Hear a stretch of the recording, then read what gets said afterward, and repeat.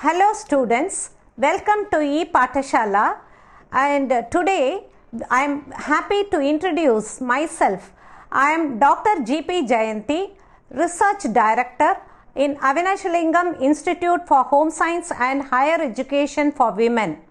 I have taught the biochemistry subject for 31 years, and now today we shall discuss about the minerals in human body and the interaction between them during the physiological functions. Minerals promote a strong linkage between the earth and human health. Osteoporosis, anemia, dizziness, blood pressure and other disorders are all associated with either mineral deficiency or overdoses or their impaired functions. The minerals in the body come from air, water and earth. The earth's crust has more than 100 elements.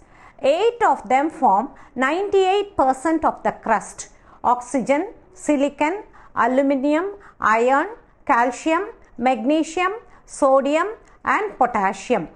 See students, our body has 6% of the minerals: calcium, phosphorus, potassium, sulfur, sodium, chloride, magnesium and iron. Some minerals are present in trace amounts like fluorine and iodine, but their biological function is very significant. When we talk about the relation of nutrients, we mean the impact of one nutrient on the others, on the latter's bioavailability. Two important factors decide the bioavailability of a nutrient: their absorption and utilization. Absorption includes the process in which the particular nutrient moves from the intestinal lumen into the body for doing their specific function. Utilization means the transport of these nutrients after absorption to the different parts of the body, assimilation by the cells and conversion into biologically active forms. Mineral salts contribute to the structural functions involving the skeleton and soft tissues. They have regulatory functions including neuromuscular transmission, blood clotting, oxygen transport and enzymatic activity. They may impart either a positive effect or a negative effect, acting separately, or the effect may be combined.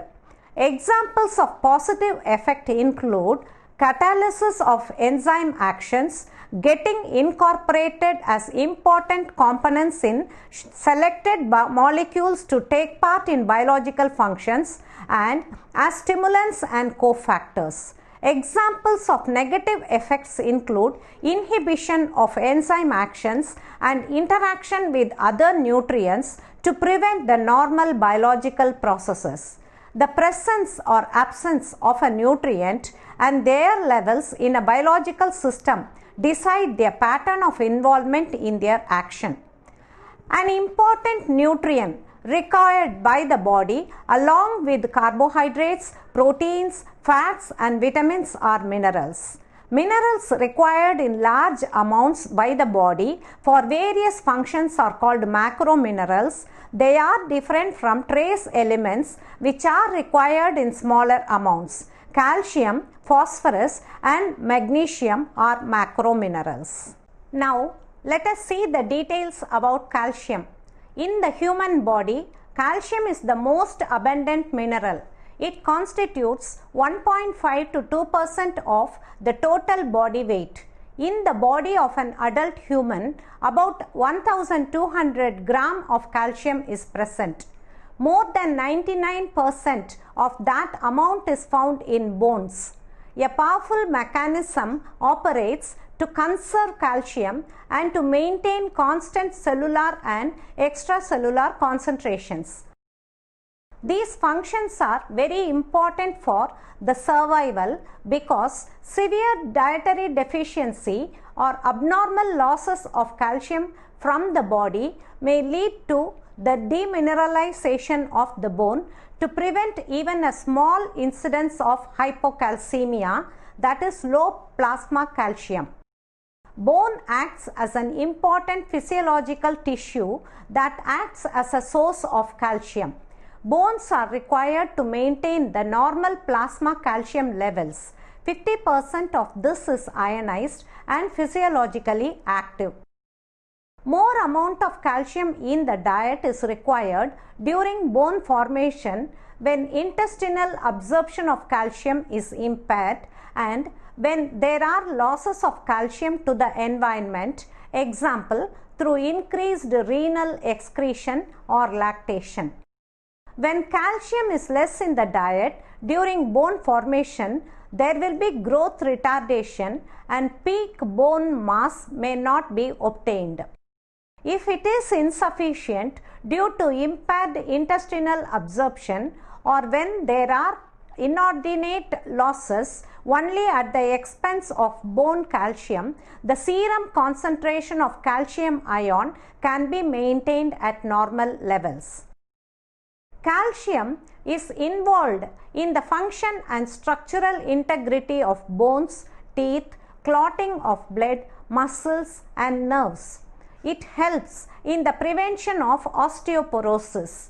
The body removes calcium from the bones in order to maintain the levels of calcium in other parts in case when calcium intake is less. Vitamin D accelerates the absorption of calcium from the gastrointestinal tract. If a large amount of potassium is consumed, it will reduce the urinary excretion of calcium as it competes with calcium for the absorption by the kidney tubules. Large amount of calcium intake may lead to increased excretion of urinary calcium. Certain dietary fibers in foods like wheat and oats may interfere with calcium bioavailability in the body and delay the time of absorption of calcium. The dietary fiber stimulates the multiplication of friendly bacteria in the gut. They bind to the available calcium and make it unavailable for absorption. Also, oxalic acid and phytic acid in the food decrease the absorption of calcium. Calcium decreases the absorption of iron in the bone and also non-heme iron. Magnesium and calcium compete with each other for absorption in the intestine. Therefore, calcium and magnesium supplementation should not take place together. Calcium and magnesium may be considered as two sides of a coin and hence supplements high in calcium and low in magnesium may not do much good to the system. Calcium should be balanced by magnesium. Otherwise, it may harm the cells and may cause a wide range of diseases. Most Americans do not prefer magnesium. Therefore, the 2:1 ratio calcium to magnesium will be sufficient for them. Earlier, importance was given to calcium phosphorus ratio, especially for infants. This may be related to rapid growth of children but may not apply to the adults because the nutrients will not be converted to tissue mass when calcium is to phosphorus is close to 1.5:1. Low intake of calcium in the diet, which occurs commonly, is associated with age-related osteoporosis. A dietary deficiency of phosphorus is unlikely due to its wide distribution in foods. The mean population intake of magnesium is slightly below the recommended dietary allowance, which may not represent a health hazard. Next, we shall see about magnesium. Magnesium is the fourth most important positively charged ion in the body and is the second more abundant intracellular cation next to potassium. The human body has about 25 grams of magnesium, approximately 50 to 60% of which is found in bone. Magnesium is related to potassium and helps in the regulation of the movement of potassium in and out of the cells. The dietary sources of magnesium may include whole grains, nuts and leafy vegetables. In presence of magnesium, the citrates, glycinates and gluconates are well absorbed and oxides and carbonates are not. Magnesium hydroxide is used to make antacids. A balance of calcium to magnesium in a supplement has been about 3:1 or 2:1. There are too many variables that determine a mineral ratio for every one. Organ health, infections if any, use of drugs, kidney and gut condition and even hormonal factors. Magnesium is believed to convert vitamin D into its active form and thus indirectly helps calcium absorption. Of the total body magnesium, 60 to 65% is found in the bone and 27% is located in muscles. Magnesium is next to potassium as the most predominant cation within the cells. It is essential both for the functions of many enzyme systems and transmission of neuromuscular activities. Calcium balance reflects the degree to which coupling of bone formation and resorption are balanced. Negative calcium balance indicates that bone resorption exceeds formation. Positive balances indicates the opposite. In contrast to cellular processes in bone, calcium, phosphorus and magnesium play a more passive role in any mass changes that may take place in the bone. They must be present at physiological concentrations in extracellular fluids for bone mineralization, that is formation, to occur frequently. Dietary minerals contribute to this physiological state by helping to replace minerals that have been lost in the urine, feces, sweat. Hypomagnesemia. Severe hypomagnesemia was reported to cause hypocalcemia, low blood potassium changes in mental status, seizures, anorexia and weakness. The association between reduced calcium intake and hypertension cannot be clearly explained. There is a consistent inverse association between magnesium intake and blood pressure. Dietary phosphorus, protein and fiber each have potentially deleterious effects on calcium economy. Their individual and joint effects on calcium balance need to be determined in people such as the elderly who have decreased the ability to produce 1,25-dihydroxycholecalciferol and in those such as adolescents who need to be in positive calcium balance. Next is phosphorus. In addition to calcium, phosphorus is essential for calcification of bones. The rest of the body phosphorus is required in soft tissues as a cofactor in enzyme systems needed for the metabolism of carbohydrates, proteins and lipids. Phosphorus contributes to the metabolic potential as it is a constituent of high energy compounds. The phosphate ions also play an important role in the maintenance of acid-base balance in the body. The human body needs phosphorus. In the cells, phosphorus exists as phosphate. In the bone, it is present as hydroxyapatite. Phosphorus is present in phospholipids that make up the cell membrane and in other compounds. It provides energy as adenosine triphosphate. Phosphorus is absorbed in the small intestine. An amount of phosphorus is taken by the kidneys. Increased intake of phosphorus as phosphoric acid occurs during consumption of soft drinks. Phosphate additives in a variety of foods are the topics of current issues on human health. When phosphorus is removed in large amount in the urine, it will impair the acid-base balance in the body. High phosphate level in the body reduces the formation of the active form of vitamin D, that is calcitriol, in the kidneys and reduces blood levels of calcium. Only adequate calcium and magnesium in the diet can make up for this loss during bone mineralization. Phosphorus is an important mineral, a component essential for living things.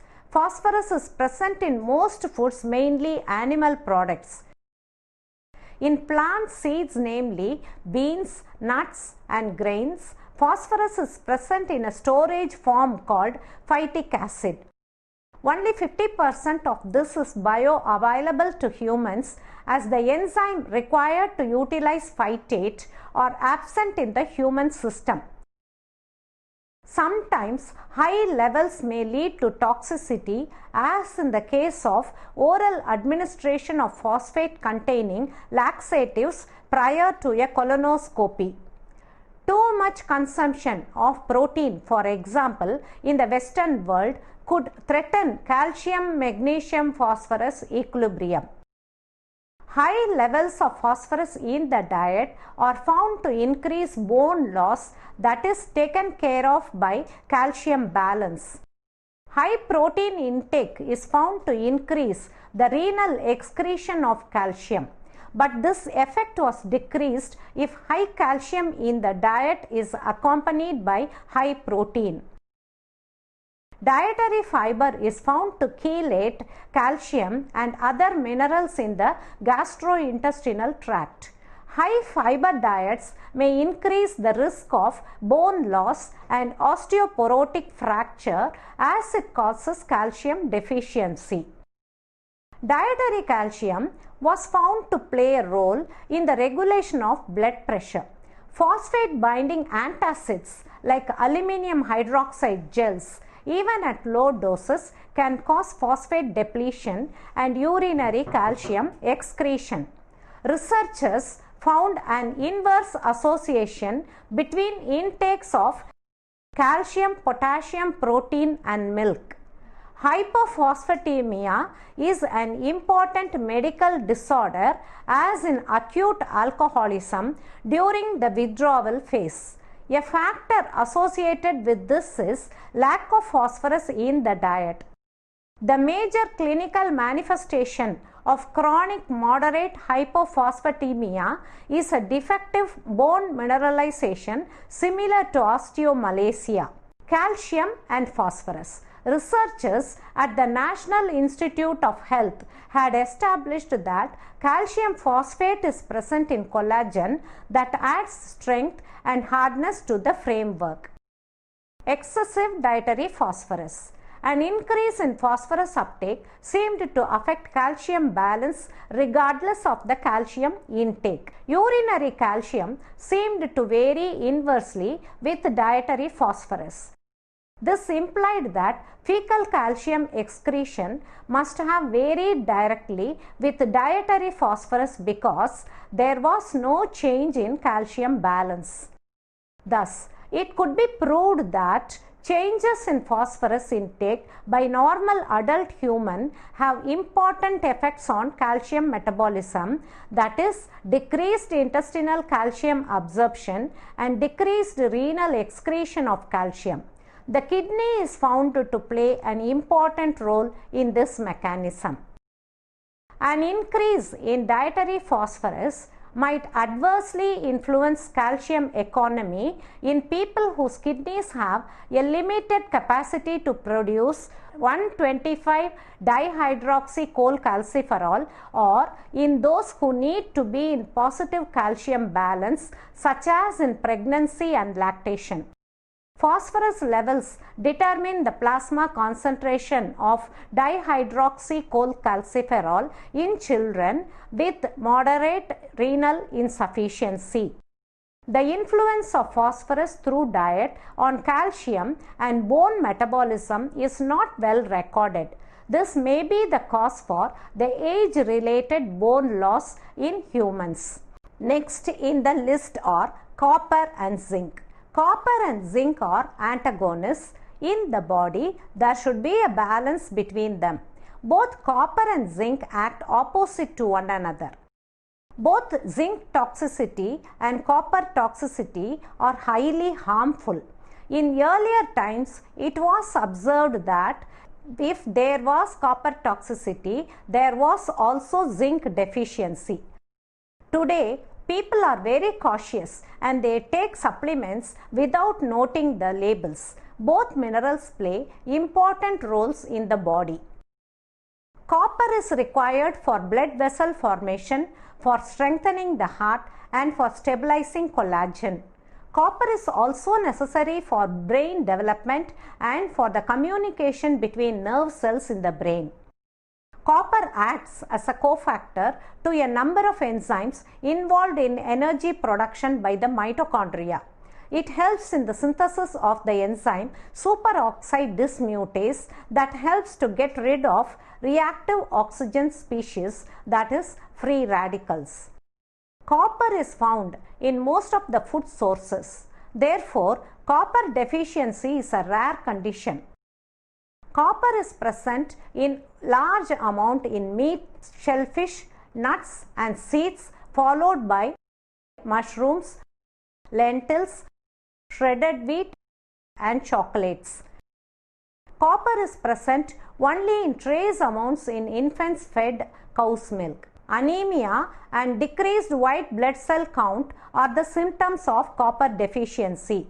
Very high doses of vitamin C is found to interfere with copper, and increased zinc levels have proved to be the cause of copper deprivation.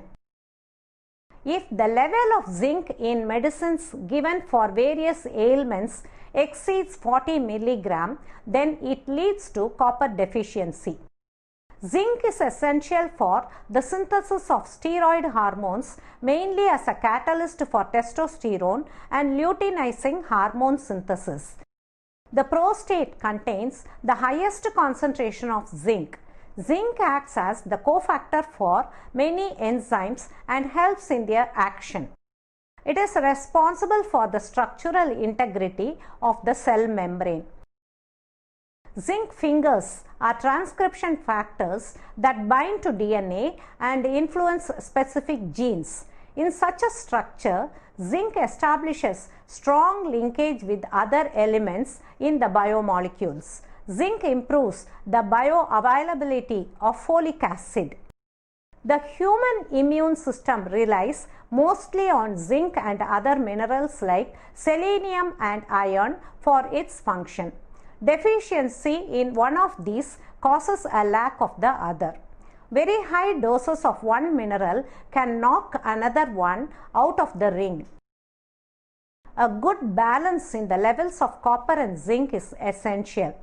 Exposure to other metals, especially to lead that is present in contaminated groundwater, toys and paints, and iron present in food supplement may result in the inhibition of intestinal absorption of both zinc and copper through competition for transport molecules located in the gut. Wilson's disease is associated with copper metabolism and is found to require zinc therapy. Next is iron. Vitamin C increases the absorption of iron from the plant sources. Copper supports iron metabolism. Presence of copper is required for the transport of iron. Iron deficiency anemia is found to be associated with copper deficiency. Vitamin A helps in the improvement of the status of iron.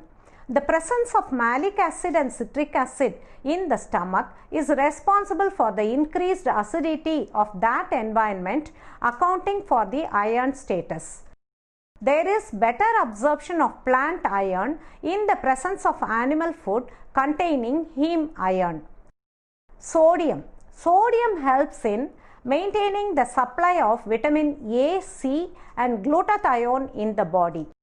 Sodium is required for the activation of the enzyme glutathione peroxidase that cannot function without the presence of selenium. Both iron and copper deficiency increases the risk of selenium deficiency.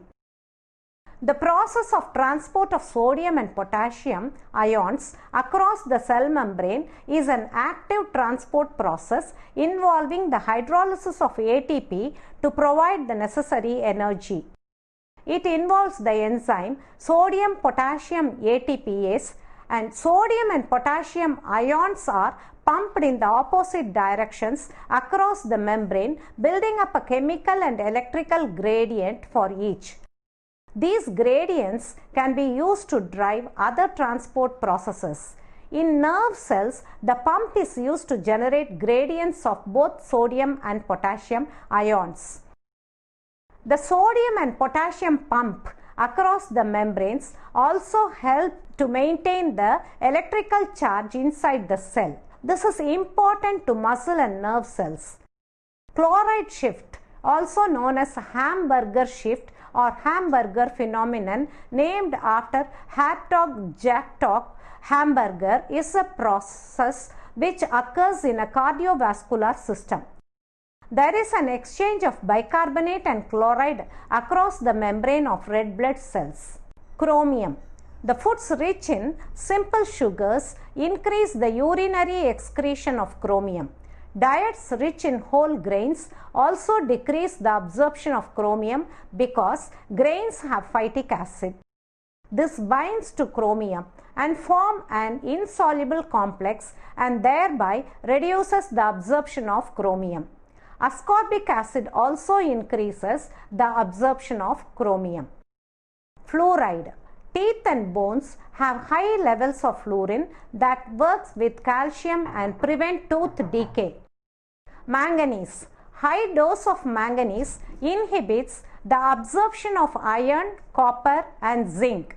Alternatively, increased intake of magnesium, calcium, phosphorus, iron, copper and zinc inhibit the absorption of manganese.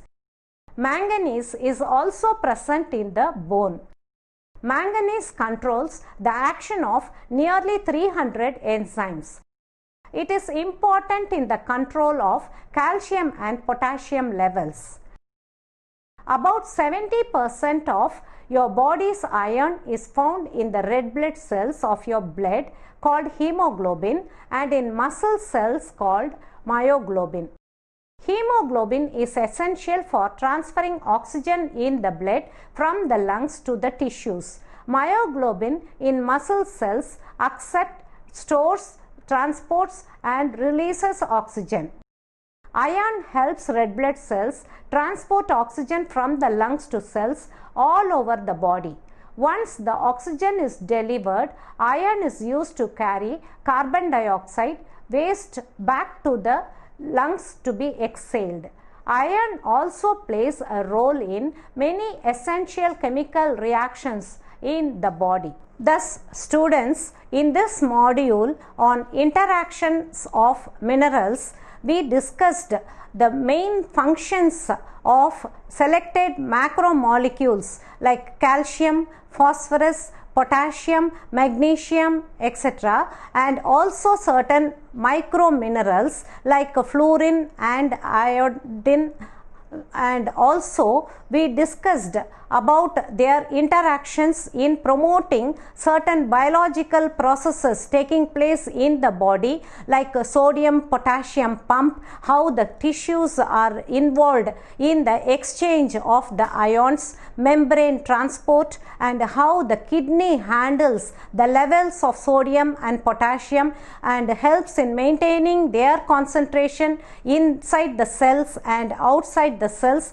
which are required to maintain certain gradients across the membranes, and these help in the promotion of important physiological functions like exchange of gases, exchange of fluids, transport of blood across the various parts of the body. And we see that apart from carbohydrates, proteins and lipids, these minerals are also very essential, and they have to be provided through the diet or through some other sources, because they have to be maintained at a particular level in the body, and there should not be toxicity levels of the minerals and also deficiency levels of the minerals, because they will give some characteristic pathological conditions which will be difficult to be tackled.